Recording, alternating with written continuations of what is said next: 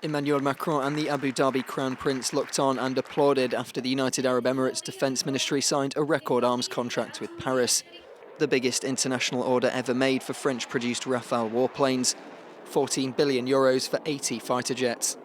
The UAE also agreed to purchase 12 Caracal military transport helicopters. Macron said that such defence contracts were key to maintaining stability in the Gulf, while also creating jobs at home.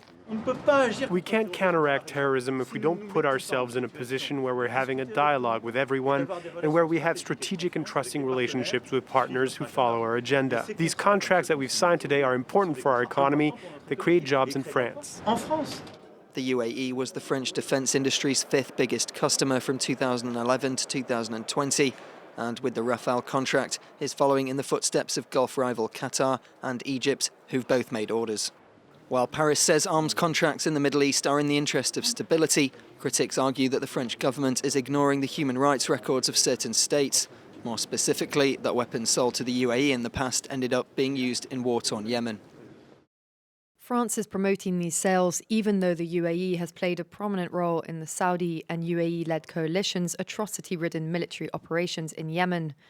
France's arms sales to and protection of dubious military partnerships in the name of counter-terrorism and at the cost of human rights will remain a stain on Macron's diplomatic record.